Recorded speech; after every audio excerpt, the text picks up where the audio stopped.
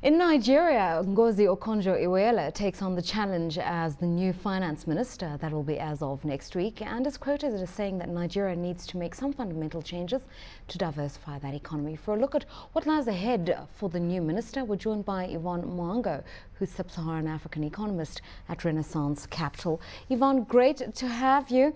Okay, so Dr. Okonjo-Iweala returns to Nigeria this weekend. She assumes office next week.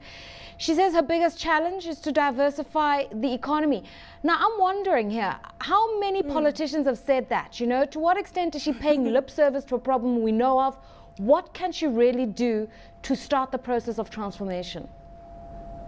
She can deliver. I think we've heard a lot of promises coming out of Nigeria. I think delivery is what people want to see next. We're all aware that power infrastructure is where the biggest constraint is. There's been a lot of talk around that, particularly before the or during the campaign period. So that's the first area we expect to see some reforms or changes coming through. So, and I think why we expect more coming out from her is because she's holding the purse strings as the Minister of Finance. So we expect, or we're hoping that the basically our plans going forward for this administration will show how she plans to deliver and, most importantly, implement the capex budget, which last year, as we saw, only 50% was spent. The purse strings, let's underscore that, because she did meet with leading international financiers like George Soros in New York in the past week, and fiscal spending was a recurring theme in that meeting. Many people just concerned that, you know, even if growth is on track, even if reforms are on track, there's still a problem of unbridled spending by the Nigerian government, and public funds are not productively used. What could she do to address that? All right, firstly, I think we're in a better position than we were at the beginning of the year. So we've got this smaller budget that was signed into law by the president in May of 4.4 trillion naira as opposed to 4.9 trillion naira. So they're already signaling that they're seeking to rein in the budget, which is a big positive in the case of Nigeria. And the reason why investors and as analysts were concerned about fiscal spend is because of the implications on the other parts of the economy. So inflation, for instance, you've heard Sanusi comment during the MPC statements that it's difficult for him. He could tighten all he wants, but if fiscal spending is extravagant, there's not much he can do about bringing in reining down inflation. And in terms of last year, you saw the current account surplus decrease quite substantially.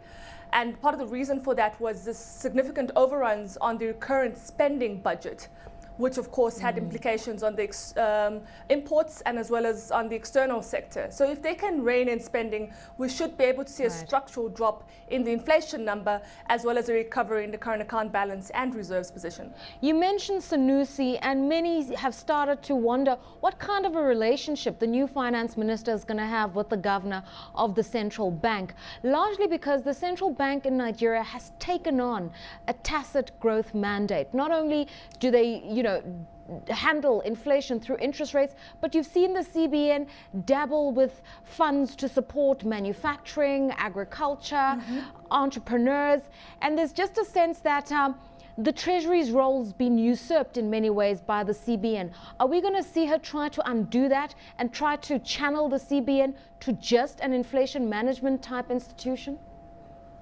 Okay, firstly, I think the mandate that the central bank has and that Sanusi has been pushing, or the mandate that he does have, not what we think, is that of stabilizing inflation, bringing down inflation to low and stable levels, as well as growth. So for instance, he wouldn't hike in a period of which we're seeing sluggish growth in that environment. In terms of the funds you're mentioning, whereby they have created funds within the central bank that basically will be used as facilities for the agricultural sector, as well as manufacturing, in addition, among other sectors. I think what we see there is Sanusi seeing a gap in the economy whereby he could help stimulate growth. I don't necessarily see him as Sanusi usurping the role of the Treasury. Having said that, I think with the new finance minister coming into office, yes, we're likely to see a review of those policies that we had under the previous administration. But I think both individuals are likely to come to some sort of agreement going forward in terms of how they can both support growth without infringing on each other's policies. There is a new Ministry for Investment and Trade, and it's being run by the former Finance Minister, Olusegun Aganga, who's also a former investment banker with Goldman Sachs. So many people are saying he's really well positioned to drive Nigeria's investment agenda. Ngozi Okonjo-Iweala has been really concerned about the low investment stock into Nigeria, despite how attractive that economy looks. What can she do to support the efforts that are going to come up from the investment ministry, particularly because that needs to go hand in hand with the sovereign wealth fund that's been established, and also with trying to draw investments through the capital markets? What could she do tangibly? Okay, at risk of sounding like a broken record, infrastructure.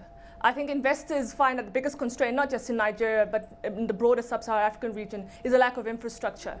And this particularly will help our diversification drive. So to make it easier for Aganga to approach investors to seeking foreign direct investment in sectors other than the oil and gas sector. So if she can go ahead and deliver, as I said initially, on the promises or the pledges that were put forward by Goodluck Jonathan during the campaign period, then to make Aganga's job a lot easier in terms of attracting FDI into manufacturing. As you know, Nigeria is heavily import dependent. A lot of the goods that they could be producing locally, including agro-processed goods, could be produced within Nigeria, but the problem, of course, is power, amongst other things. The distribution of goods is challenged by the fact that the roads are poor, there isn't a proper rail network. So the role I see going forward for both players, and this is the new finance minister, is delivering on the infrastructure, which will make it easier to reduce the constraints for investment for Aganga. And finally, just a bit of a political curveball for you, Yvonne. We know that Dr. Ngozi Okonjo-Iweala is credited with helping Nigeria eradicate its debt. She's highly regarded and respected in Nigeria, but she's done it through acumen, you know, as a trained economist, but also through a very bold, decisive leadership style. And many people are wondering whether she's not going to step on any toes. She's already said she takes this job on condition that she has widespread powers as a finance minister. And within the brokering and the wheeling and dealing nature of Nigerian politics, there is just a sense that, is she going to survive the long haul? All right. Yes, I acknowledge what you said. She is a big personality, and Nigeria is a country of, with big personalities. So I don't expect her job to be smooth. I'm sure there'll be clashes or disagreements with people that she has to work with. We should expect that, especially considering that she's trying to be a reformist in a country full of people with vested interests, let's put it that way.